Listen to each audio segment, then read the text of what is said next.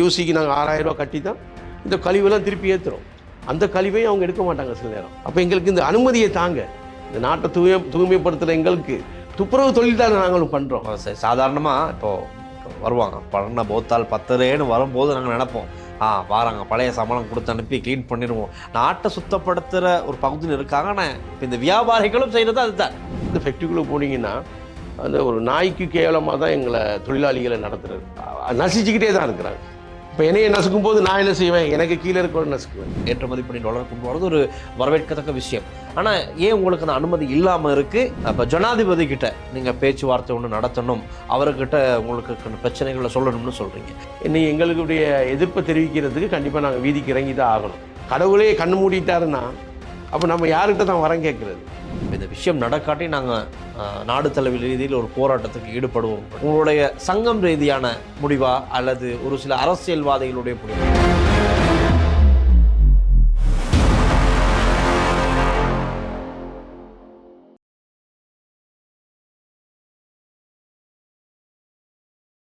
லாங்காஸ்ட்ரே நேயர்களுக்கு வணக்கம். என்றும் ஒரு சிறப்பு நேர்காணல் நிகழ்ச்சியூடாக நாங்கள் உங்களை சந்திக்கின்றோம். இப்பொழுது இந்த அரசியல் ரீதியான சங்கங்களும் வியாபார ரீதியான சங்கங்களும் பல்வேறு போராட்டங்களை முன்னெடுத்து வருகின்றார்கள். அதே போன்றொரு ஒரு போராட்டம் எதிர்வரும் நாட்களிலும் செய்ய ஒரு சங்கம் தயாராக இருக்கின்றது. ஆனால் அதற்கு முன்பதாக அரசாங்கம் அவருடைய கோரிக்கைகளை ஏற்று அவர்களுடன் ஒரு பேச்சுவார்த்தைக்கு நேரம் ஒதுக்க வேண்டும். ஜனாதிபதியை சந்தித்து அவர்கள் கலந்துரையாட வேண்டும். அதற்கு இவருடைய பிரச்சனைகளுக்கு ஒரு தீர்வு வேண்டும் என்று தான் பிரதானமாக இவர்களுடைய கோரிக்கையாக இருக்கின்றது. நாங்கள் இது சம்பந்தமாக விபரமாக அவருடனே பேசலாம். எங்களோடு இணைந்திருக்கின்றார் அகில இலங்கை பழைய இரும்பு வியாபாரிகள் சங்கத்தின் செயலாளர் திரு சித்திரவேல் ரமேஷ் பாபு அவர்கள். வணக்கம். வணக்கம். ரைட், முதல்ல உங்களுடைய சங்கம் அகில இலங்கை பழைய இரும்பு வியாபாரிகள் சங்கம், இது சம்பந்தமான ஒரு அறிமுகம் சுருக்கமாக சொல்லுங்க பாபு. எங்களுடைய அகில இலங்கை இரும்பு வியாபாரிகள் சங்கம் பதிவு செய்யப்பட்டது 2014 அப்படி அந்த வாக்கில் தான். அதுக்கு முன்னாடியிலேருந்து இந்த சங்கம் ஒன்று இருக்கலை. என்னென்னா அதுக்கு மூலம் எங்களுக்கு அந்த மாதிரி பிரச்சனைகள் இருக்கலை. பிரச்சனைகள் சொன்னால் அந்த மீள் சுழற்சி நாங்கள் தொழில் தான் பண்ணுறோம். அதனால் மீள் சுழற்சிக்கான பொருட்களை வாங்கும்போது அதுக்கான பொருட்கள் வெளிநாட்டுக்கு ஏற்றுமதி செய்யப்படுது. கடந்த காலங்களில் வெளிநாட்டுக்கு ஏற்று செய்யும் போது எந்த ஒரு பொருளும் கழிவாக தங்கலை. அப்போ அந்த தங்காத பட்சம் இருக்கும்போது அதுக்கப்புறம் இடையில இலங்கையில் தொழிற்சாலைகளை உருவாக்கி இந்த மீள் சுழற்சி பொருட்களை இலங்கையிலேயே கொடுங்கன்னு சொல்லி அரசாங்கமும் கம்பெனி ஓனர்ஸ்களும் கேட்டதுக்கப்புறம் இந்த பொருட்களை நாங்கள் இலங்கையிலே சம்மதிச்சுட்டு இலங்கையிலே கொடுக்குறோம். அப்போ அந்த காலகட்டங்களில் இப்போ இவங்களுக்கு தேவையான பொருட்களை எடுத்துகிட்டு தேவையில்லாத பொருட்களை அவங்க நிராகரிக்க ஆரம்பித்தாங்க. அப்போ அந்த நிராகரிக்கும் பொழுது சில நேரங்களில் வெளிநாட்டிலேருந்து மூலக்கூறுகளை இம்போர்ட் பண்ணிடுவாங்க. எங்களை பத்தாதுன்னு சொல்லி அப்படி ஒரு பொய்யான தகவல் சரி. இங்கே எங்களால் கொடுக்கக்கூடிய தகுதி இருந்தும் அவங்க தங்களுக்கு தேவையான பொருளை கொண்டு வரதுக்காக வெளிநாட்டிலேருந்து மூலக்கூறுகள், அதாவது பில்லட்ன்ற இரும்பு மூலக்கூறுகளை கொண்டு இறக்குமதி செஞ்சாங்க. அப்போ அந்த நேரத்தில் எங்களுக்கு இது கண்டிப்பாக அந்த சங்கம் தேவைப்பட்டுச்சு. எங்களுடைய வியாபாரிகளாம் ஒன்றிணைக்கிறதுக்காண்டி 2014 இந்த சங்கத்தை உருவாக்கி அந்த நேரத்தில் ஒரு பெரிய ஒரு ஆர்ப்பாட்டம் ஒன்று நாங்கள் செய்திருந்தாங்க. இந்த மாதிரி இந்த விஷயத்தை அரசாங்கத்துக்கு கவனத்துக்கு கொண்டு வரதுக்கு செய்தோம். அப்போ அந்த நேரத்தில் இருந்து அரசாங்கம் அதை ஏற்றுக்கொண்டு அதாவது பில்லட் கொண்டு வர்றதை ஓரளவுக்கு தடை செய்திருந்தாங்க. ஓரளவுக்கு தடை செய்து வியாபாரிகளுக்காக ஒரு வேலைகள் செய்து கொடுத்துருந்தாங்க. அப்போ அந்த நேரத்தில் சுகமாக இருந்துச்சு. அதுக்கப்புறம் திருப்பி கடந்து போய் கொண்டிருக்கும்போது இவங்களுடைய ஃபேக்ட்ரி ஓனர்ஸ் கூடுதலாகவே இங்கே ஃபேக்ட்ரிகள் ஓப்பன் பண்ணதே மீள் சுழற்சி செய்கிறதுனால தான் அந்த லைசன்ஸே எடுத்திருக்கிறாங்க. அப்போ அந்த மீள் சுழற்சிக்கான ஆதரவை எங்களுக்கு தர்றதில்லை. அப்போ நாங்கள் ஃபேக்ட்ரிக்கு சாமான் கொண்டு போனால் இந்த சாமான் சரியில்லை, அந்த சாமான் சரியில்லை. இப்போ நாங்கள் சாமான் இங்கேருந்து உற்பத்தி பண்ணி கொண்டு வரல. மீள் சுழற்சிக்காக அதுக்கான ஒரு பொருளுக்கு ஒரு விலையை சரி நிர்ணயிக்கணும். இந்த பொருளுக்கு இந்த விலை, இந்த பொருளுக்கு இந்த விலைன்னு சொல்லி ஒரு நிர்ணயித்து அதை அவங்க அதை பேலன்ஸ் பண்ணலாம். ஆனால் அது கூட பண்ண மாட்டாங்க. அவங்களுக்கு தேவையானது இருப்பாங்க, தேவையானது ரிட்டர்ன் பண்ணுவாங்க. இந்த மாதிரி எங்களுக்கு ரிட்டர்ன் வந்தது தேங்கி பெரிய ஒரு என்ன சொல்கிறது, எங்களுடைய பொருளாதார பிரச்சனை ஒரு பக்கம். இந்த பொருட்கள் தேங்கி வச்சனால அதில் ஒரு பொருளாதார பிரச்சனை உண்டு. இன்னொன்று சுற்றுச்சூழலுக்கான பிரச்சனை. நாங்கள் அதை ரொம்ப பாதுகாக்கணும் கஷ்டப்பட்டு. அதை பாதுகாக்காட்டி பிஹெச்ஏல பிஹெச்ஏ எங்கள்கிட்ட கேட்பாங்க, இந்த மாதிரி இதை நீங்கள் உடனே அகற்றுறதுக்கு நாங்கள் எங்கே போகிறது? இதை ஃபேக்ட்ரி எடுக்கலை. அப்போ ஃபேக்ட்ரி எடுக்கிறாட்டி இந்த பொருட்களை ஏற்றுமதி செய்யறதுக்காக அரசாங்கம் அனுமதிக்கணும். அரசாங்கம் அனுமதித்தாலும் இவங்க என்ன சொல்கிறாங்க, ஃபேக்ட்ரிக்காரவங்க இவங்களை அனுமதிக்காதீங்க, எங்களுக்கு பொருள் பற்றாக்குறையாக இருக்குது அப்படின்ற மாதிரி ஒரு இதை இமேஜினை அரசாங்கத்துக்கு கொடுக்க சொல்கிறாங்க. இப்போ இங்கே இருக்க இதுகளை ஏற்றுமதி செய்யும்போது முக்கியமான கனிவளங்களை ஏற்றிடுறாங்க. செம்பு, பித்தளைகள், இந்த மாதிரி இந்த கொப்பர், இதெல்லாம் வந்து எங்கள் நாட்டுக்கு அத்தியாவசியமாக தேவை. இப்போ இந்த தேவையான பொருட்களை கூட களவாக இவங்க ஏற்றிடுறாங்கன்னு சொல்லி அப்படி ஒரு குற்றச்சாட்டை வைக்கிறாங்க. இந்த ஏற்றுமதியை அரசாங்கமே பொறுப்பெடுத்து இந்த களவுகளை நிப்பாட்டுறதுக்கு. இப்போ இதை ஏற்றுமதி செய்யும்போது இலங்கையில் இருக்கிற அந்த மீள் சுழற்சி பொருட்கள் எக்கச்சக்கமாக இருக்குது. இந்த பொருட்களை வெளியே போகும்போது எங்களுக்கு டொலர் வருது உள்ளுக்கு. இப்போ எங்கள் நாட்டுக்கு தேவைப்பற்றாக்குறையாக இருக்குது டொலர் தானே. அந்த டொலரை கொண்டு வரதுக்கு நாங்கள் கேட்குறோம் வந்து வேற எந்த ஒரு பொருளையும் அனுப்ப சொல்லலை. நாங்கள் எங்கள் நாட்டுக்கு தேவையில்லாத இந்த ஃபேக்ட்ரி ஓனர்ஸ்கள் சொல்கிறாங்க தானே இது எங்களுக்கு தேவையில்லைன்னு சொல்லி சொல்கிறாங்க. ஆனால் இது வரைக்கும் அவங்க அடையாளப்படுத்த மாட்டேங்கிறாங்க. இப்போ நாங்கள் அவங்கள்ட்ட எழுத்து மூலமாக போய் கேட்டாலும் நீங்கள் இதை எடுக்க மாட்டீங்க தானே, இதை சொல்லுங்கள், நாங்கள் இது அவங்க என்ன பார்க்குறாங்கன்னா நாங்கள் இதை அவங்கள்ட்ட எழுத்து மூலமாக வாங்கினோம்னா ஏற்றுமதிக்கான அனுமதியை பெற்றுவோம் அப்படின்றக்காண்டி அதையும் கொடுக்க மாட்டேங்கிறாங்க. இப்போ எங்களுக்கு இந்த வாழ்வா சாவான்ற ஒரு பிரச்சனையில் இருக்குது. இப்போ பாருங்கள், இன்றைக்கி இலங்கையில் சிரட்டையிலேருந்து எல்லா சாமானும் எடுக்கிறாங்க. இதெல்லாம் நாங்கள் போய் எடுக்கிறோம். இப்போ பிஹெச்சில் என்ன செய்கிறாங்கன்னா, அந்த நேற்று கூட எங்களோட மீட்டிங்கில் ஒருத்தர் சொன்னார், அது உண்மையான விஷயம். பிஹெச்சில் கூட இப்போ எங்களுக்கு வந்து டெண்டர், நான் யாழ்ப்பாணத்தில் இருக்கிறேன், யாழ்ப்பாணத்தில் நாங்கள் டெண்டர் கோட் பண்ணும்போது அவங்க சொல்கிற ஒரே ஒரு வேலை இங்கே இருக்க எல்லா சாமானும் நீங்கள் எடுக்கணுன்றது தான். அது போகாததை நாங்கள் வாங்கி என்ன செய்கிறது? அப்போ அங்கே பிஹெச்லேயும் இப்போ நீங்கள் போய் பார்த்தீங்கன்னா யாழ்ப்பாணம் வெளி மாவட்டங்களில் போய் பார்த்தீங்கன்னா அந்த குமியல்களில் குப்பை குமியல்களில் கூடுதலானது ரீசைக்கிளிங் சாமான் நிறைய இருக்குது. இப்போ இதுகள் எல்லாத்தையும் வெளிநாட்டுக்கு ஏற்றுமதி பண்ண விட்டேன். இப்போ எல்லாத்துக்குமே ஒரு விலை இருக்குது வெளிநாட்டில். இப்போ நாங்கள் காலில் போடுற செருப்பு கூட இந்தியாவில் அதுக்கு விலை போகுது. இப்போ இந்தியாவில் நீங்கள் போய் பார்த்தீங்கன்னா இந்த காயிலங்கடைன்னு சொல்லுவாங்க, இந்த நாடார் கடைன்னு சொல்லுவாங்க, இந்த காயிலங்கடைகள்னு சொல்லுவாங்க, பழைய இரும்பு கடை. அந்த கடைகள் அங்கே போய் பார்த்தீங்கன்னா அந்த கடையில் எடுக்காத சாமான் இல்லை. நீங்கள் வீட்டிலேருந்து என்ன வீசினாலும் அந்த பொருளாக வந்து எடுக்காங்க. பேப்பர்லேருந்து கூட ஈவன் போகுது. அப்போ அந்த மாதிரி இலங்கையில் அந்த முறை இல்லை. அந்த முறை இல்லை. அதாவது நார்மலாக ஒரு வீட்டில் இருந்து என்னென்ன பொருட்கள் நீங்கள் எடுக்கிறீங்க? ஒரு கழிவுன்னு சொல்லி சொன்னால் ஈவன் எல்லாமே எடுக்கிறோம். பிளாஸ்டிக், சிரட்டை, டின் ஐட்டங்கள், அடுத்தது பேப்பர் புத்தகங்கள், இது எல்லாமே வந்து மீள் சுழற்சிக்கு போகுது. இப்போ ஃபேக்ட்ரிக்காரவங்க இதில் என்ன எடுக்கிறாங்க? மெயினாக ஃபேக்ட்ரிக்காரங்க வந்து இப்போ வந்து என்ன நடக்கிறாங்கன்னு சொன்னால், அவங்க வந்து இரும்புகளை மட்டும் தேர்ந்தெடுக்கிறாங்க. இப்போ இந்த டின்னை எடுக்கிறாங்க இல்லை. இப்போ இந்தியாவை இப்போ பார்த்தீங்கன்னா ஏற்றுமதி பண்ணிங்கன்னா டின்னுக்கும் இரும்புக்கும் ஒரே விலை தான். ஆனால் இங்கே டின்னுக்குன்னு ஒரு விலையை எடுக்கிறாங்க. எப்படி செய்கிறாங்கன்னா, உங்களை வெறுப்படையை வச்சு எடுக்கிறாங்க அந்த டின்னை. அந்த டின்னை நாங்கள் இப்போ இன்றைக்கி நான் ஒரு போராட்டம் பண்ணுறோன்னா கண்டிப்பாக அவங்க அரசாங்கத்துக்கு ஒரு அறிவிப்பு அறிவிப்போம், நாங்கள் டின்னெல்லாம் வாங்குகிறோம், பாருங்கள் எங்களை ஃபேக்ட்ரியில் எவ்வளோ டின்னு இருக்கணும். அது ஒரு கண் தொடப்புக்கு வச்சுருக்குது. அப்போ அந்த எப்படின்னு சொன்னால், இப்போ என்ன சொன்னால் டின்னு இப்போ நாங்கள் இன்றைக்கி பேசிட்டோமா, நாளைக்கு டின்னெலாம் நாங்கள் எடுக்கணும்னு சொல்லுவாங்க. விலைக்கு ஒரு நிர்ணயம் வைப்போம், ஒரு 30 ரூபான்னு சொல்லுவாங்க. அப்போ 30 ரூபான்னு சொன்னால் இந்த லொரிக்காரரு இந்த டின்னை ஏற்றிட்டு போய் ஃபேக்ட்ரிக்கு போனோன்னே அவங்க டின்னை கீழே இறக்க இயலாது. இது இறக்குனா தண்ணி தட்டுப்படும். அதனால் பண்டில் மிஷின்லேயே தான் நாங்கள் இறக்குவோம். இந்த பண்டில் மிஷின்லேயே போட்டு ப்ரெஸ் பண்ணி தான். அப்போ அந்த ஒரு பண்டில் வந்து கிட்டத்தட்ட 30 கிலோ 40 கிலோ தான் அடிக்கலாம். நீங்கள் 5000 கிலோ கொண்டு போனீங்கன்னா அவங்க எத்தனை மந்தியால் நிற்கணும். அப்போ ஒரு லொரி மட்டும் இல்லையே, 10-20 லொரியை போயிடுச்சுன்னா அந்த லொரி இறங்கி வெளியில் வர்றதுக்கு 5 நாள் ஆகும், கிட்டத்தட்ட 3 நாள் ஆகும், 2 நாள் ஆகும். அப்போ இவங்க அதை அப்படியும் ஒரு எங்களை வந்து நோகடிக்கிறது. நீ கொண்டு வராதன்றதுக்காண்டி இப்போ நீங்கள் 5 நாள் போய் நின்றீங்கன்னா லொரிக்கு ரெண்ட் என்னாச்சுது, அவர் டிரைவர்கிட்ட சம்பளம் என்னாச்சு, உன் சொந்த லொரி வச்சுருந்தாலும் டிரைவருக்கு சாப்பாடுக்கு போட அப்படி என்னத்தை செஞ்சாலும் அந்த ஃபேக்ட்ரிக்குள்ளே போனீங்கன்னா அந்த ஒரு நாய்க்கு கேவலமாக தான் எங்களை தொழிலாளிகளை நடத்துறது. அவங்களுக்கான ஒரு இடம் இல்லை, அவங்கள எந்த ஒரு சுகாதாரமான ஒரு இடம் தங்குறதுக்கு கூட இருக்காது. இவ்வளோத்துக்கும் இந்த ஃபேக்ட்ரி கவலையான விஷயம் என்னென்னா, நாங்கள் பேங்கில் கடன் வாங்கி வட்டிக்கு எடுத்து நகையில் அடகு வச்சு ஃபினான்ஸ் பண்ணி அது பண்ணி இது பண்ணி எங்கள் சொந்த காசில் தான் சாமான் சேர்க்குறோம். ஆனால் இவங்க எங்கள்கிட்ட கடனுக்கு தான் சாமான் வாங்குறாங்க. இதில் இருக்க பெரிய ஒரு விஷயம் தான், கடனுக்கு எங்கள்கிட்ட வாங்கிட்டு அந்த காசையும் மாதக்கணக்கில் இழுத்துருவாங்க. ஃபேக்ட்ரியில் மாதக்கணக்கில் காசுகள் அவங்க என்ன செய்கிறாங்கன்னா, எங்கள் பொருளையே கொள்வனவு செஞ்சு எங்கள் பொருளையே உருவாக்கி அதிலேயே தயாரித்து அதிலேயே அவங்க சம்பளம் கரண்ட் பில் எல்லாம் கட்டிட்டு கடைசியில் தான் எங்களுக்கான உள்ள தொகை கிடைக்கிது. இதுதான் ஒரு பெரிய ஒரு விஷயம். இதில் எங்களுடைய மீள் சுழற்சி வியாபாரிகள் பயப்படுறாங்க அவங்களோட கரைக்கிறது. என்ன காரணம்னா, ஃபேக்ட்ரியை மூடிட்டா எங்களுடைய காலம் என்ன, ஃபேக்ட்ரியை மூடினா அதுக்கான ஒரு வழி இருக்கும், அரசாங்கம் கண்டிப்பாக செய்யும். இன்றைக்கி வெளிநாட்டில் இருக்கிற எல்லா நாடுகள், மேற்கத்திய நாடுகள் அல்ல, எல்லா நாடுகள். இப்போ ஜெர்மனுக்கு போனீங்கன்னா ஜெர்மனில் பேக் கொடுத்துருப்பாங்க, ஒரு வீட்டுக்கும் பேக் கொடுத்துருவாங்க. டின்னு என்னென்ன வேஸ்டேஜ் வேறையாக போட்டு கொடுக்கணும், அதை போட்டு கொடுத்தோன்னா அதை வந்து ஃப்ரீயாக கொடுத்துட்றாங்க. ஆனால் நாங்கள் காசு கொடுத்து வாங்குகிறோம் இங்கே. இப்போ இந்த காசு கொடுத்து வாங்குகிற பொருளை எங்களுக்கு இதை இங்கே விற்பனை பண்ண முடியாமல் இருக்குது. இதை எங்களுக்கு ஏற்றுமதி பண்ணலாம். இப்போ இதுதானே இப்போ என்னென்ன பொருட்களை ஏற்றுமதி பண்ணலாம்னு சொல்றீங்க? இப்போ நீங்க சொன்னீங்க ஆரம்பத்தில் உங்களால் டாலர் கொண்டு வர முடியும் நாட்டுக்குன்னு, அது மிக முக்கியமான ஒரு விஷயம். அது நாட்டுக்கு ஏதாவது ஒரு வழியில் டாலர் கொண்டு வரது சட்ட ரீதியான சரியா நம்ம முறையில் ஒரு வியாபாரம் பண்ணி டாலர் கொண்டு வர, ஏற்றுமதி பண்ணி டாலர் கொண்டு வரது ஒரு வரவேற்கத்தக்க விஷயம். ஆனால் ஏன் உங்களுக்கு அந்த அனுமதி இல்லாமல் இருக்கு? என்னென்னத்தை நீங்க ஏற்றுமதி பண்ணி டாலர் பெறக்கூடியதா இருக்கு?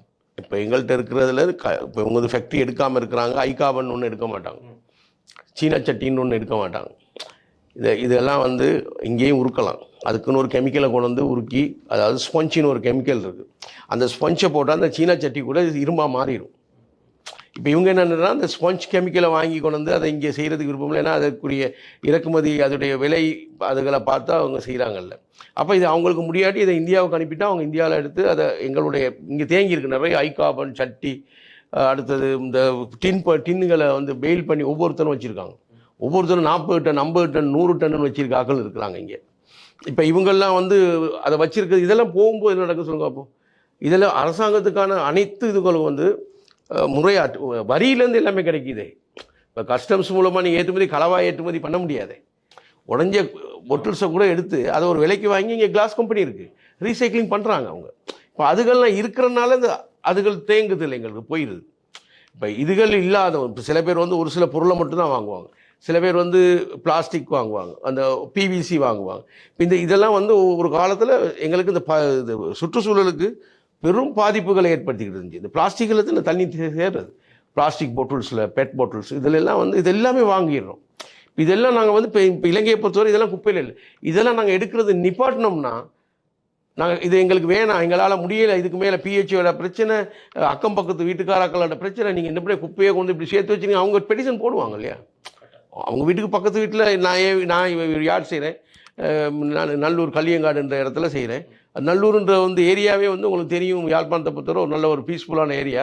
அந்த ஏரியாவுக்குள்ளே நான் இந்த வியாபாரத்தை பண்ணி அதை சேர்த்துக்கிட்டு இருக்கும்போது எனக்கு அந்த நல்லூர் பிரதேச சபை எனக்கு உதவி பண்ணுது. என்னன்னு சொன்னால், நான் இந்த வேலையை செய்கிறனால நல்லூர் பிரதேச சபை சுத்தமாக இருக்கனால அவங்க எனக்கு சப்போர்ட் பண்ணுறாங்க. சில பிரதேச சபைகள் சப்போர்ட் பண்ண மாட்டேங்கிறாங்க, அவங்க வந்து ஃபைன் பண்ணுறதுலே இருக்கிறாங்க. அவங்களுக்கு டெங்கு எங்கேயாவது இப்போ பக்கத்து வீட்டில் ஒரு வீட்டில் டெங்கு வந்துருச்சுன்னா உடனே எங்கே வருவாங்கன்னா இங்கே தான் வருவாங்க.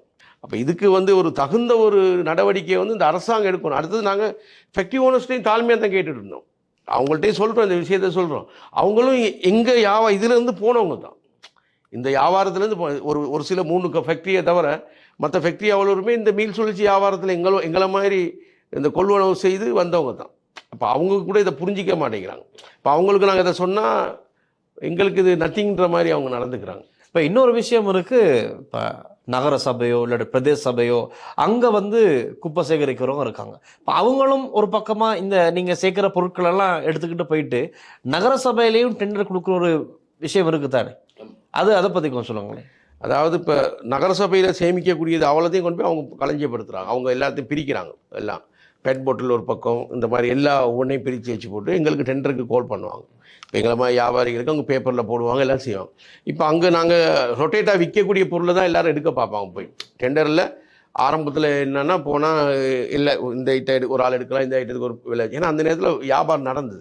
இப்போ சில பெட் பாட்டில் கொடுக்க இயலாது, சில பிளாஸ்டிக்குகளை கொடுக்க இயலாது, நிறைய ஐட்டங்கள் கொடுக்க இயலாத சாமான்கள் இருக்குது. அப்போ அந்த எடுக்க இயலாத சாமான் நாங்கள் தவிர்த்துட்டு இப்போ எடுக்க இயலாமல் இருக்குது டெண்டரை. இல்லை நீங்களே வச்சுக்கோங்க, அவங்க நகர சபையே பயப்படுறாங்க. அவங்க என்ன செய்கிறாங்கன்னு ஒரு ஆர்டர் கொடுக்குறாங்க, இதில் எல்லாம் எடுக்கிறதா இருந்தால் தான் நீங்கள் டெண்டர் நோட்டீஸ் போடலாம். டெண்டர் இப்போ நாங்கள் கடைசியாக கிட்டத்தில் நீர்வேலி டெண்டர் எடுத்தோம். அந்த டெண்டர் எடுக்கும்போது எல்லாத்தையும் எடுக்க சொன்னாங்க, பிளாஸ்டிக்லேருந்து பொட்டில்ஸ்லேருந்து எல்லாத்துக்கும் நீங்கள் கோட் பண்ணால் தான் இந்த டெண்டர் தருவோம்.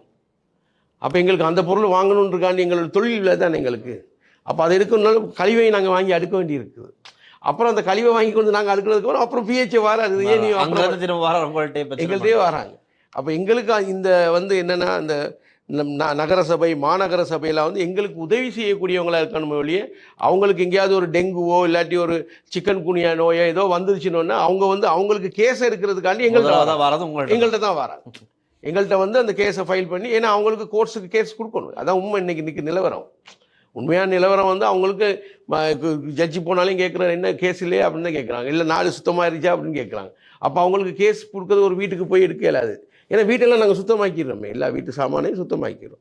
இப்போ குறிப்பாக என்னுடைய தொழில் என்னுடைய நிறுவனத்தில் இப்போ எந்த மக்கள் கழிவை கொண்டாலும் நாங்கள் எடுத்துருவோம். என்ன ரீசன் சொன்னால், இப்போ நான் அதை எடுக்கலைன்னு சொன்னால் அவங்க என்ன செய்வாங்கன்னா, நான் இந்த கடைக்கு பக்கத்தில் அப்படி போகக்குள்ள அவங்க வீசிட்டு போயிடுவாங்க. அப்போ அதை வீசிட்டு போன பிறகு என்ன சொல்கிறாங்க, நான் அக்கம் பக்கத்து அங்கே 2 கோயில் இருக்குது.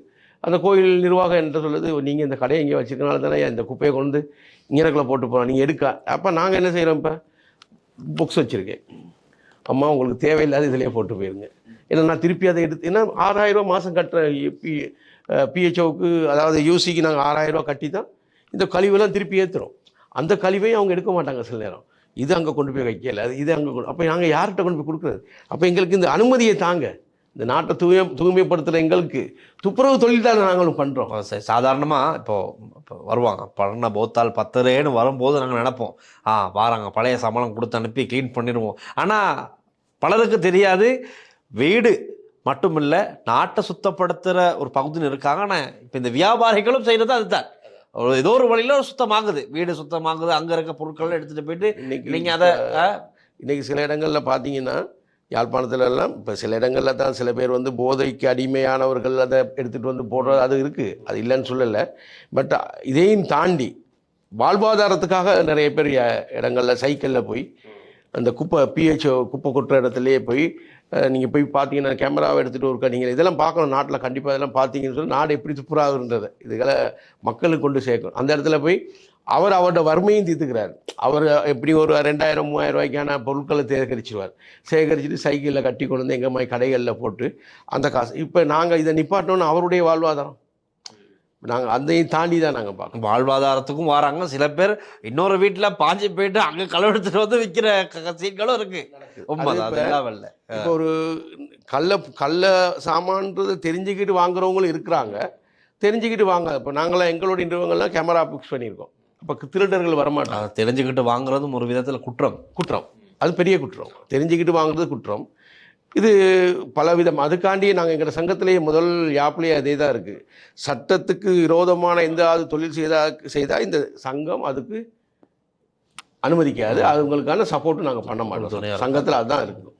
இப்போ உங்களுடைய சங்கத்தில் எத்தனை பேர் இருப்பாங்க அங்கத்தவர்களாக? இப்போதைக்கு அங்கத்தவர்களாக பெரும் வியாபாரிகள் இதுவரைக்கும் பதிவு செய்யப்பட்டிருக்காங்க 388 பேர் நேற்றைய தினம் வரையும் பதிவு செஞ்சுருக்காங்க. இன்னும் பேர் நேற்று நடந்த நிகழ்ச்சிக்கு அப்புறம் உங்களுக்கு நாங்கள் நன்றி தெரிவிக்கிறோம். அந்த நிகழ்ச்சியில் வந்து நீங்கள் எங்களுடைய இந்த செய்ததுக்கப்புறம் இன்றைக்கு காலையில் மட்டும் குரூப்பில் எக்கச்சக்க நம்பர் ரிக்வஸ்ட் கொடுத்துருக்குறாங்க. வாட்ஸ்அப் குரூப்பில் சங்கத்தில் சேரணும், எங்கே காசு அனுப்பணும், எங்கே கட்டணும் அப்படின்னு. அப்போ இது எங்களுக்கு ஒரு பெரிய ஒரு சந்தோஷமான விஷயம். இது 2014 ஆரம்பித்து அது சங்கம் வளர்ந்ததுக்குன்னா பெரிய ஒரு வளர்ச்சி அடையலை. இப்போ இந்த திருப்பி ஒரு பிரச்சனை வந்ததுக்கு அப்புறம் தான் இந்த இது வந்திருக்கு. இப்போ எல்லோரும் கூட சொல்கிறாங்க, இப்போ நாங்கள் நேற்று கூடியிருந்தவங்க சொல்கிறாங்க, இப்போ நாங்கள் முகங்களை காட்டிட்டோம், நாளைக்கு ஃபேக்ட்ரிக்காரங்கள் எங்களை மன்னிப்பு சில நேரம் பழி வாங்கக்கூடும். அதாவது ஃபேக்ட்ரிக்கு எகென்ஸ்டாக நாங்கள் ஃபேக்ட்ரிக்கு எகென்ஸ்டாக செய்யலை, நாங்கள் எங்களுடைய வாழ்வாதாரம் பாதிக்கிறத நாங்கள் சொல்கிறோம், அவ்வளோதான். நீங்கள் அதை எங்களுக்கு மேனேஜ் பண்ணி கொடுக்க வேண்டியது ஃபேக்ட்ரி. நீங்கள் அதுக்கு தான் இந்த ஃபேக்ட்ரி திறந்துருக்காங்க. இந்த ஃபேக்ட்ரிகள் ஓப்பன் பண்ணது அதுக்கு தான். அப்போது நான் அடுத்த கேள்விக்கு வரேன். என்ன சொன்னால், இப்போ ஜனாதிபதி கிட்ட நீங்கள் பேச்சுவார்த்தை ஒன்று நடத்தணும், அவர்கிட்ட உங்களுக்கு பிரச்சனைகளை சொல்லணும்னு சொல்கிறீங்க. அது என்ன கட்டத்தில் நீங்கள் செய்ய போகிறீங்க, என்னதை முன்வைக்க போகிறீங்க ஜனாதிபதி கிட்ட? காரணம் இதுதான், வேறு எதுவும் இல்லை. நாங்கள் ஜனாதிபதிக்கிட்டே, ஏன்னா இதுக்கான துறைகள் நிறைய மந்திரிகள் இருக்கிறாங்க, அமைச்சுகள் இருக்குது. நாங்கள் அந்த அமைச்சுக்கு தான் முதல்ல இண்டஸ்ட்ரியல் மினிஸ்ட்ரிக்கு தான் முதல்ல எங்களுடைய இந்த கஷ்ட திட்டங்களை கொடுத்தோம். அந்த இண்டஸ்ட்ரியல் மினிஸ்ட்ரி இன்றைக்கி வரைக்கும் அதை வாங்கி வச்சுட்டு அதுக்கான பதில் இதுவரைக்கும் கொடுக்கல. அங்கே செக்ரட்டரி அவர் கதைக்கிறேன்வார், அவர் இந்த போர்டுக்கு அனுப்புகிறேன்றார், அந்த போர்டுக்கு அனுப்புகிறாரு. இப்படி பல போர்டுகளுக்கு போகும்போது எங்களுடைய காலங்கள் இழுக்கப்படுது. எதுக்காக காலத்தை கடத்துறாங்கன்னு எங்களுக்கு புரியலை. அப்போ அதுக்காகத்தான் நாங்கள் நேற்றையுடைய எங்களுடைய மாநாடு, அதாவது எங்களுடைய ஒன்று கூடலை வச்சு மீடியாஸ் மூலமாக ஜனாதிபதிக்கு நாங்கள் எப்படின்னு தெரிவிக்கணும். ஜனாதிபதிக்கு இப்போ கூட ஒரு மனுவை எழுதி நாங்கள் கொடுக்க தான் இருப்போம். அந்த மனுவும் போய் அது ஒரு டேபிளில் கிடந்துடக்கூடாதுன்றக்காண்டி தான் முதல்ல ஒரு மீடியாவுக்கு எங்களுடைய விஷயங்களை தெளிவுபடுத்திட்டு அதுக்கப்புறம் இந்த மனுவை நாங்கள் கொடுக்க போகிறோம். இந்த மனுவை தயாரித்து வச்சுருக்கிறோம். நாங்கள் மனுவில் பெரிய ஒரு கோரிக்கைன்னு வைக்கல, இம்போர்ட்டை நிப்பாட்ட சொல்லி கேட்கல. ஏன்னா அது இம்போர்ட் கண்டிப்பாக தேவை, ஏற்றுமதி எப்படி தேவை, இம்போர்ட்டும் தேவைப்படும். அப்போ நாங்கள் மட்டுப்படுத்த சொல்கிறோம். இங்கே தேவையான மூலக்கூறு எங்கள்கிட்ட இருக்குது, பத்தாத குறைக்கு உள்ளதை நீங்கள் இம்போர்ட் பண்ணுங்கள். அப்போ பண்ணும்போது உங்களுடைய டாலர் வெளியே போகாது தானே, எங்கள் டாலர் காப்பாற்றப்படுது தானே. எங்களுடைய டாலர் காப்பாற்றப்படுது, இம்போர்ட் இறக்குமதி குறைக்கிறது. இறக்குமதி எவ்வளோ ஒரு நாட்டுக்கு குறைக்கிறாங்களோ அந்த அளவுக்கு அந்த நாடு செழிப்படையும்னு அர்த்தம் இறக்குமதியை. அப்போ அதைத்தானே இந்த ஜனாதிபதி விருப்பப்படுறாரு. அதுதானே இப்போ ஒரு காலத்தின் கட்டாயத்து தான் அந்த வாகனங்கள் இதுகளை இறக்குறாங்களே ஒழிய மற்றபடி எங்களோட நாட்டில் இருக்க இன்றைக்கி நிலவரத்துக்கு இம்போர்ட் அவசியம் இல்லைன்னு நினைக்கிறேன். அதனால் அடுத்தது நாங்கள் கேட்டு வச்சுருக்கோம் ஜனாதிபதி ஒன்று இதை மட்டுப்படுத்துங்கன்னு சொல்லி ஓரளவுக்கு மட்டுப்படுத்துங்க. அடுத்தது இங்கே கொள்வனவு செய்ய முடியாத பொருட்களை ஏற்றுமதி பண்ணி டொலரை கொண்டு வாங்க நாட்டுக்கு. நாங்கள் அதுக்கு உறுதுணையாக இருக்கிறோம். நீங்கள் கேட்குற விலைக்கு தாரோம், எங்களுக்கு கழிவாக தானே கிடக்கு. இதுக்குன்னு ஒரு ப்ரைஸ் வேர்ல்ட் மார்க்கெட்டில் இருக்குது, நல்ல ப்ரைஸுக்கு போகுது. அப்போ அந்த ப்ரைஸு அரசாங்கம் எடுங்க, எங்களுக்கு நார்மல் சாதாரண விலைக்கு சரி எடுத்துக்கலாமே, எடுத்து அரசாங்கத்தோட வளங்களை பெருக்குங்க. எங்களுக்கு நாட்டுக்கு அதுதானே முக்கியம். நாட்டுக்கு அதுக்காக நாங்கள் இதை விட்டு கொடுக்குறோம். ஏன்னா இப்போ இந்த ஃபேக்ட்ரிக்காரங்க இதை எடுக்காத பொருளை வேர்ல்ட் மார்க்கெட்டில் வேறு விலையில் போகுது. இருந்தாலும் நாங்கள் இந்த உள்நாட்டு மார்க்கெட் விலைக்கு எங்கள்கிட்ட வாங்கி அரசாங்கம் ஏற்றுமதி பண்ணுங்கள். அப்படி இல்லாட்டி நாங்களே எங்கள் சங்கமே பொறுப்பேற்று சங்கம் மூலமாகவே ஏற்றுமதி பண்ணுறதுக்கு எங்களுக்கு அனுமதி தாங்க. அதுக்கு நீங்கள் இப்போ ஒரு துறைக்கும் அரசாங்கத்தால் போடுறாங்க தானே, அதேமாதிரி இதுக்கு ஒரு துறைக்கு ஒரு ஆளை போட்டு அந்த ஏற்றுமதி ஒரு இடத்துல தானே பண்ண போகிறாங்க. கண்டெய்னர் ஒரு டெங்கிக்கு ஏற்றுறதா இருந்தாலும் ஒரு ஏரியாவுக்கு தான் வரப்போகிறோம். அதுக்கு நீங்கள் ஒரு 2 உங்களோட கவர்மெண்ட் ஸ்டாஃபை போடுங்க. இதில் களவான சாமான் இதை ஏற்றுறாங்களா இல்லையா, இன்றைக்கி தான் எல்லாமே பிடிக்கலாமே. அப்போ அந்த மாதிரி ஒரு வாய்ப்புகளை கொடுத்தா இந்த மாதிரி சாமான் போகணும் 2 கேட்டிருக்கோம். 3வது இந்த விலை நிர்ணயம்னு ஒன்று வைக்க சொல்லியிருக்கோம். இப்போ ஃபேக்ட்ரி என்ன செய்கிறாங்க, வந்தோடனே 50 லொரி வந்து நின்றோடனே உடனே 5 ரூபாய் திடீர்னு குறைப்பாங்க. இப்போ நீங்கள் அங்கே வாங்கியிருப்பீங்க, ஒரு விலைக்கு கொள்முதல் பண்ணி வாங்கியிருப்பீங்க, அந்த விலையை நம்பிக்கிட்டு வருவோம். இங்கே வந்த உடனே பார்த்தா 10 ரூபா குறைஞ்சிருக்கும், 5 ரூபா குறைஞ்சிருக்கும், 20 ரூபா குறைப்பாங்க. அவங்க விருப்பப்படி குறைப்பாங்க. அது எப்படி கேட்டுக்குள்ளே எடுத்துட்டும் குறைப்பாங்க. ஏன்னா இப்போ நீங்கள் விலை, இப்போ நீங்கள் உற்பத்தி பண்ணுற பொருளை விலையை நாங்கள் எங்களோட விலையை குறைச்சிட்டீங்க, அந்த பொருளோட விலையை குறைக்கிறது இல்லையே. அந்த பொருளை அதே விலைக்கு தானே விற்கிறீங்க. நீங்கள் கடனுக்கும் கொடுக்க மாட்டீங்களே. இப்போ எனக்கு அவசரம் ஒரு வீடு கட்டணும், நான் உங்களுக்கு இது கொடுக்குறேன், இரும்பு கொடுக்குறேன் ஃபேக்ட்ரிக்கு. ஐயா இதுக்கு பதிலாக இந்த பில்லுக்கு பதிலாக ஒரு 5 டன் இரும்பு தாங்க, எனக்கு கம்பி தாங்க, நான் எனக்கு வீடு கட்டுறேன்னு கேட்டால் தரமாட்டாங்க. பஸாரில் போய் வாங்கிக்கங்கன்னுவாங்க. பஸார் மார்க்கெட் இருக்குது. அப்போ அவங்களோட என்ன சொல்கிறீங்க, முதலாளிமார்களுடைய வாழ்வாதாரத்தை அவங்க சரியாக பார்த்துக்கிறாங்க. பட் இந்த அடிமட்ட எங்கள் மாதிரி ஒரு வியாபாரிகளை நசிச்சுக்கிட்டே தான் இருக்கிறாங்க. இப்போ என்னையை நசுக்கும் போது நான் என்ன செய்வேன், எனக்கு கீழே இருக்கிற நசுக்குவேன். முந்தைய என்கிட்ட 12 பேர் வேலை செஞ்சாங்க, இப்போ 7 பேர் வேலை செய்கிறாங்க.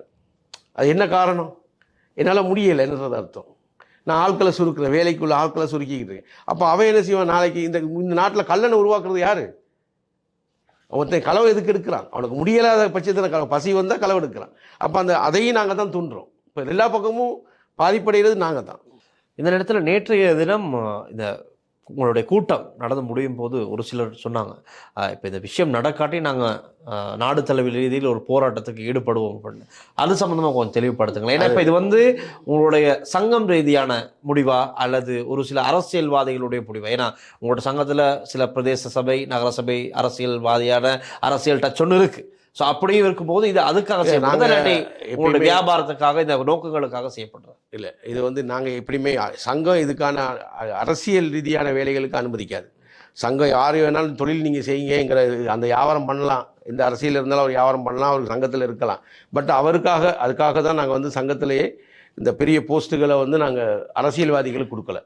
அவங்கள ஒவ்வொருத்தரும் ஒரு அட்வைசராக தான் வச்சுருக்கோமே ஒழிய அவங்கள சங்கத்துக்குள்ளே இருக்கக்கூடாதுன்னு இந்த யாப்லேயே இருக்குது. எங்களுக்கு அந்த பொலிட்டிக்ஸ் செய்யக்கூடாது, சங்கத்தில் இருந்தவர் செய்கிறாருந்தா உடனே நாங்கள் அவரை இடைநீக்கிடுவோம். அப்போ அதனால் எங்களுடைய நோக்கம் அரசாங்கத்துக்கு எதிர்ப்பு காட்டுறதில்லை எங்களோட நோக்கம். எங்களோட பிரச்சனையை இப்போ இன்றைக்கி ஊடகம் மூலம் உங்களுக்கு தெரிவிச்சிருக்கோம். இந்த தெரிவித்ததுக்கப்புறம் நாளன்றைக்குள்ளே இந்த ஜனாதிபதிக்கு ஒஃபிஷியலாக அனுப்பக்கூடிய லெட்டரையும் அனுப்ப போகிறோம். ஏன்னா அவருக்கும் ஒரு தெரியப்படுத்தணும்னு இல்லாமல் இருக்கக்கூடாது இல்லையா. அப்போ அந்த லெட்டரை அனுப்பியும் எங்களுக்கு ஜனாதிபதியிட்டேருந்து அழைப்பு கண்டிப்பாக. ஏன்னா ஜனாதிபதியிட்ட பேச விருப்பப்படுற காரணம் தான் அவர் தான் ஃபினான்ஸ் மினிஸ்டர் இந்த நாட்டில். அவருக்கு இந்த நாட்டில் இந்த விஷயத்தை தெளிவுபடுத்துன்றதை நாங்கள் ஆசைப்படுறோம்.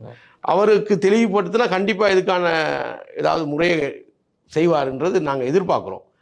அதுக்கு அடுத்த கட்டம்தான் அவரும் அதை பாராமுகமாக போனால் இன்னும் எங்களுடைய எதிர்ப்பை தெரிவிக்கிறதுக்கு கண்டிப்பாக நாங்கள் வீதிக்கு இறங்கி தான் ஆகணும். நாங்கள் என்னத்தை எப்படி நாங்கள் தெரியப்படுத்துகிறா, கடவுளே கண்ணு மூடிட்டாருன்னா அப்போ நம்ம யார்கிட்ட தான் வரம் கேட்குறது? அந்த ஒரு நிலைமைக்கு தள்ளப்படக்கூடாது. அது நாங்கள் எதிர்பார்க்குறோம். அந்த நிலைமைக்கு இந்த நாட்டு அரசாங்கமும் ஜனாதிபதியும் விடமாட்டாங்கன்னு நினைக்கிறேன். எங்களை கண்டிப்பாக எங்களை சங்கத்தை கூப்பிட்டு பேசுவாங்கன்னு எதிர்பார்க்குறேன். அதுக்கும் நாங்கள் 25 பேர் கொண்ட ஒரு குழுவை தயாரித்து வச்சுருக்கிறோம். அதில் எந்த அரசியல்வாதியோ அவங்க எல்லாத்தையும் நாங்கள் சேர்க்க மாட்டோம். அரசியல்வாதிகள் கலப்படமற்ற இது தான் எங்களுடைய சங்கம் இயங்கும். அது அவங்க தொழில் செய்கிறவங்க எங்கள்கிட்ட இருக்கிறது நாங்கள் ஒன்றும் தடை செய்ய முடியாது. பலரும் பலவிதமாக ஒரு விஷயங்களும் சொல்லலாம். சொன்னதுக்கு எந்த ஒரு தீர்மானத்தையும் சங்கத்தில் நாங்கள் அந்த 3ல் 2 பெரும்பான்மையோடு தான் இதையும் நிறைவேற்றுவோம். அகில இலங்கை பழைய இரும்பு வியாபாரிகள் சங்கத்தின் ரீதியாக பல கோரிக்கைகளை இன்று இந்த நேர்காணலிலும் அதன் செயலாளர் சித்திரவேல் ரமேஷ் பாபு அவர்கள் முன்வைத்திருக்கின்றார். இந்த கோரிக்கைகளை ஜனாதிபதியிடம் தெரிவித்து இதற்கு ஒரு தீர்வை பெற்றுக்கொள்வதுதான் ஒரே இலக்கு நோக்கு என்று கூறியிருக்கின்றார்கள். அதற்கான பேச்சுவார்த்தை எப்போது அமையும் என்ற எதிர்பார்ப்பிலே காத்து கொண்டிருக்கிறார்கள். நான் நினைக்கின்றேன் அரசாங்கத்தில் இருக்கின்ற இந்த துறை சார்ந்த அமைச்சர்கள், பிரதி அமைச்சர்கள் அல்லது அரசு அதிகாரிகளின் கவனத்துக்கு இந்த நேர்காணல் செல்லும் என்று. ஆகவே உடனடியாக ஒரு பேச்சுவார்த்தையை ஏற்படுத்தி கொடுத்தால் இப்பொழுது கூட அரசாங்கத்தில் கிளீன் ஸ்ரீலங்கா என்ற ஒரு வேலை திட்டம் முன்னெடுக்கப்படுகின்றது. ஆனால் அந்த திட்டத்திற்கு உதவும் வகையிலே நான் நினைக்கின்றேன் அகில இலங்கை ரீதியிலே நாடு தலைமை ரீதியில் செயற்பட்டுக் கொண்டிருக்கின்ற இந்த பழைய இரும்பு வியாபாரிகள் சங்கத்தினரும் ஏதோ ஒரு விதத்திலே அவர்களுடைய ஒத்துழைப்பும் இதில் இருக்கின்றது. நேரடியாகவும் சரி மறைமுகமும் சரி ஏதோ ஒரு இடத்தில் ஒரு சுத்தம் ஆகிக் கொண்டிருக்கின்றது. ஆகவே இவர்களுடைய கோரிக்கைகளை கவனத்தில் கொண்டு அவர்களுடைய பிரச்சனைகளுக்கு தீர்வு பெற்றுக் கொடுத்தால் அது அவர்களுடைய வாழ்வாதாரத்துக்கும் சரி நாட்டின் ஒரு நல்ல பொருளாதார ரீதியாகவும் சரி ஒரு முன்னேற்றம் காணக்கூடியதாக இருக்கும் என்ற ஒரு நம்பிக்கை இருக்கிறது. ஆகவே நன்றி திரு சித்திரவேல் ரமேஷ் பாபு அவர்களுக்கு இன்று எங்களுடைய கழகத்துக்கு வந்து இந்த பிரச்சனைகளை சொல்லி, அதாவது சங்கத்தின் என்ன வேலை என்ன கோரிக்கைகள் என்பதையும் தெளிவுபடுத்தியமைக்கு உங்களுக்கு எங்கள் நன்றிகள். நன்றி. உங்களுக்கும் எங்களுடைய மனமார்ந்த நன்றி. ஏன்னா இன்றைக்கி எங்களுடைய இந்த பிரச்சனையை வந்து இன்றைக்கி உலகத்துக்கு உங்களுடைய லங்காசிரி மூலமாக எங்களுக்கு சென்றடையும்னு சொல்லி எங்களுக்கு ஒரு பெரிய ஒரு நம்பிக்கை இருக்குது. இதன் மூலமாக எங்களுக்கான ஒரு விடிவு காலம் அமையும்னு நாங்கள் உங்களை நன்றோம். அதுக்காக எங்களுடைய நன்றியை எங்களுடைய அனைத்து வியாபாரிகள் சார்பாக எங்கள் மனமார்ந்த நன்றியை உங்களுக்கு தெரிவிச்சு. கட்டாயம். தொடர்ந்தும் லங்காஸ்ரீயுடன் இணைந்திருங்கள். மற்றும் ஒரு நேர்காணல் நிகழ்ச்சியில் சந்திக்கலாம். ஒளிப்பதிவாளர் லிசிஹரன் மற்றும் விஜயகுமாருடன் நான் டில்ஷான் வின்சன். தொடர்ந்தும் லங்காஸ்ரீயுடன் இணைந்திருங்கள். இந்த நேர்காணலோடு இந்த விஷயம் முடிந்து விடாது. நாங்கள் இது சம்பந்தமாக ஆராய்வோம். சம்பந்தப்பட்ட அரசியல் தலைமைகளுக்கு, அரசியல்வாதிகளுக்கு நாங்கள் இந்த விஷயத்தை கொண்டு போய் சேர்ப்போம். உடனடியாக ஊடகத்தினூடாக சரி ஒரு தீர்வை பெற்றுக் கொடுக்க நாங்கள் தொடர்ந்தும் முயற்சிப்போம். இது சம்பந்தமாக பேசுவோம். மற்றும் ஒரு காணொலியில் சந்திக்கலாம். நன்றி, வணக்கம்.